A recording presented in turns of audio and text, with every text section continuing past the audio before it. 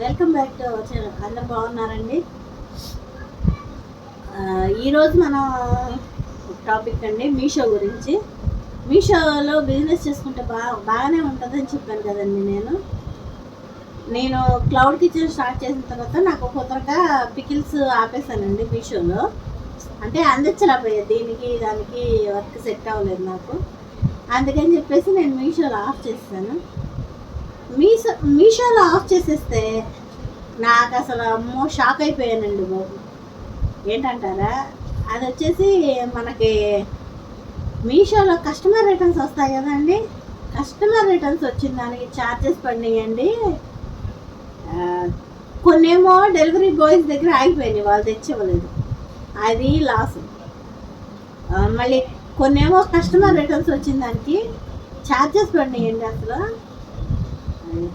ఎంతో పడినాయండి, 14. నాకు అమౌంట్ కరెక్ట్గా తెలియదు కానీ చాలా ఛార్జ్ పడిందండి.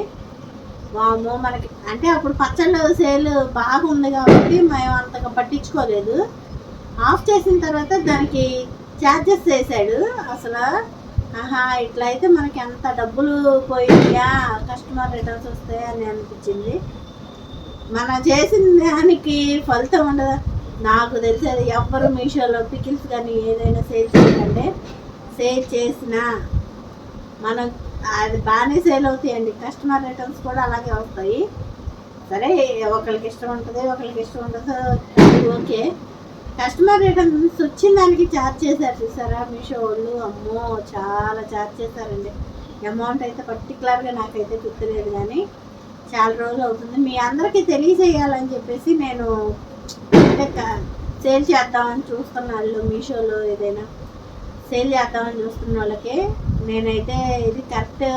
అంటే షాప్స్ వాళ్ళు వాళ్ళంటే ఓకే కానండి, ఇంట్లో ఉండి చేసుకునే వాళ్ళం మనకైతే లాస్ కావచ్చు. నేనైతే మీషో ద్వారా లాస్ పోయాను కానీ లాభం ఏమి పొందలేదండి.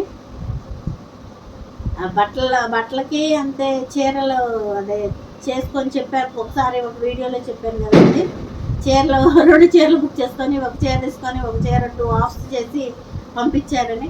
మరి డెలివరీ బాయ్స్ చూసే తీసుకుంటారు రిటర్న్స్. మరి అలా ఎలా తీసుకున్నారో నాకైతే అర్థం కాలేదు. కానీ మీషో వాళ్ళు మాత్రం పికిల్స్ ఇంకా పడుతూనే ఉన్నాయండి. మేము ఆఫ్ చేసామండి బిజినెస్ అని చెప్పినా సరే కాల్ చేస్తూనే ఉంటారు, ఆర్డర్స్ పని. ఏంటో రీజన్ చెప్పండి అంటారు. మేము బిజినెస్ ఆఫ్ చేసామండి, మేము చేయట్లేదు, మేము లాస్ పోదలుచుకోలేదు అని చెప్పినా సరే కాల్ చేస్తూనే ఉంటారు కస్టమర్ కేర్ నుంచి. ఓకే అని చెప్పేసి చూస్తే అసలు నిజంగా అండి, అప్పుడు ఆఫ్ చేసిన తర్వాత, టికెట్స్ ఆఫ్ చేసిన తర్వాత ఆ అమౌంట్ అయితే ఎక్కువే పడిందండి. మొత్తం మీద ఆల్ ఓవర్ ఇండియా చేయాలంటే జిఎస్టీ కంపల్సరీ తీసుకోవాలి. జిఎస్టీ సరే అని జిఎస్టీ తీసుకున్నాం అనుకోండి, ఆ జిఎస్టీ ఛార్జెస్ మామూలుగా ఉండవు. ఆ జిఎస్టీ మనం పే చేసుకొని ఈ కస్టమర్ రిటర్న్స్ వచ్చిన దానికి 190, ఒక్కోదానికి 190 కాక ఇంకా ఎక్స్ట్రా, అంటే ఎక్స్ట్రా ఛార్జెస్ 3 పచ్చళ్ళకో 5 పచ్చళ్ళకోనండి 1400 ఏమో ఛార్జ్ చేశారు. అది పెనాల్టీ అంట. కస్టమర్ రిటర్న్ వచ్చినందుకు సేలర్కి మనకి పెనాల్టీ అంట. అలా వేసారు. అబ్బా, ఇలా కూడా వేస్తారా? అట్లయితే ఎన్ని కస్టమర్ రిటర్న్స్ వచ్చినాయి. ఇప్పుడు కొంతమంది కస్టమర్స్ చేసుకుంటారండి, ఇంట్లో ఉండరు, రిటర్న్స్ వస్తాయి. కొంతమంది ఏమో కస్టమర్స్ చేసుకొని ఈ ఐటెం బదులు ఇంకొక ఐటెం పెట్టేస్తున్నారు, ధనియాల పొడి. మన పికిల్ మనం తీసేసుకుంటున్నారు, ధనియాల పొడి ఒకసారి. అలా నిమ్మకాయ పచ్చడి అట్లా అవి అసలు అమ్మో చూస్తానికే అసలు ఇదిగా ఉన్నాయండి. అసలు అట్లా ఇచ్చేసారు. అందువల్లే నేను మీషోలో వ్యాపారం అనేది నష్టం అని అయితే నేనైతే అనుకుంటున్నానండి. అందుకనే నేను మీషోలో పికిల్స్ బిజినెస్ కూడా ఆపేసాను. అసలు మనం పెట్టుబడి పెట్టుకొని మనం చాకరీ చేసుకొని, సరే కమిషన్ అంటే ఓకేనండి, అదే కామన్. వాళ్ళు సేల్ చేస్తున్నందుకు వాళ్ళ ఛార్జెస్ వాళ్ళకు ఉంటాయి కాబట్టి ఓకే. కస్టమర్ రిటర్న్ వచ్చినందుకు 190 రూపీస్ ఛార్జ్ చేస్తున్నాడు. సరే, ఛార్జ్ చేస్తున్నాడు కదా అనుకోవచ్చు.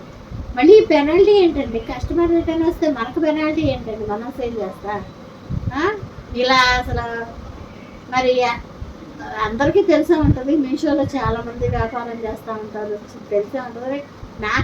మాకైతే అలా పడింది, మిగతా వాళ్ళకి ఎలా ఉంటుందో ఏంటో నాకైతే తెలియదు. పచ్చళ్ళు అయితే నేను బాగా సేల్ అయ్యాయండి మీషోలో. అలాగే రిటర్న్స్ కూడా వస్తాయి.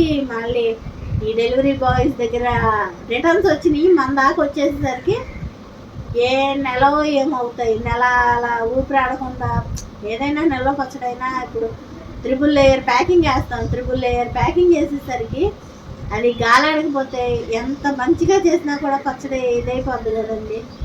అదే మళ్ళీ అది అసలు మనం ఎలా యూజ్ చేస్తాం, నేనైతే అలా ఇచ్చేదాన్ని కదా, ఇంకా ఆ పచ్చళ్ళు పారేసుకుంటే అవి అలా వేస్ట్గా వెళ్ళిపోతాయి కదా, అప్పుడు నాకు ఎంత లాస్ అని.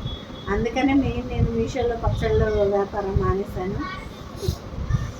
ఇదండి ఈ విషయం. కొంతమందికి తెలిసిన వాళ్ళకి ఓకే, తెలియని వాళ్ళకి తెలియజేద్దామని చెప్పేసి నేనైతే ఈ వీడియో చేశానండి.